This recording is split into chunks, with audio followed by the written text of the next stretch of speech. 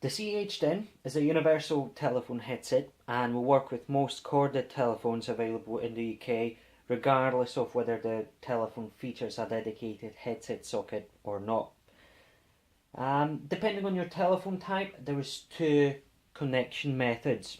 First of all, I would like to show you how to connect the headset to a telephone that does feature a dedicated headset socket, like the model you can see in front of you. If you're unsure whether your telephone features a dedicated headset socket, we would recommend you look either on the sides, on the underside, or at the back of your telephone. The dedicated headset socket is usually located right next to the handset socket, i.e. the socket where your handset cord plugs into, and tends to be well marked. In this case, you can clearly see a picture of a headset.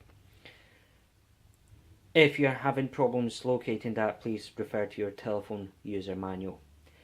If your phone does feature a dedicated telephone headset socket, all you're required to do is take the RJ11 plug on your CEH10 and simply plug it into the dedicated socket until you hear a click. In order to activate a headset, you will have to locate an activation button or switch on your telephone. In my case, again, it is clearly marked with a picture of a headset. Sometimes you'll see buttons similar to this one, or simply a button with the word headset written on it. Again, if you're having problems locating that, please refer to your user manual. After activating the headset, you'll be able to hear the dialing tone through the headset.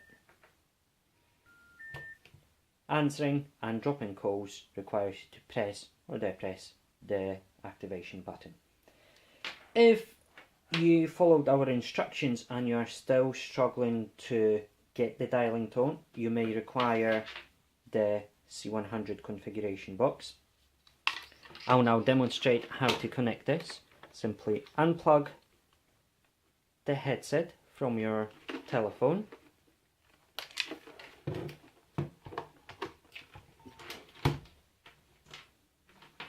plug the headset in at the bottom of the configuration box, the socket marked with a picture of a headset. Simply plug it in until you hear a click. The configuration box then has its own RJ11 plug, which then goes into your headset socket.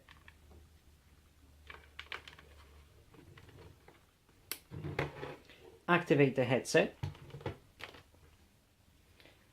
Place the headset over your head.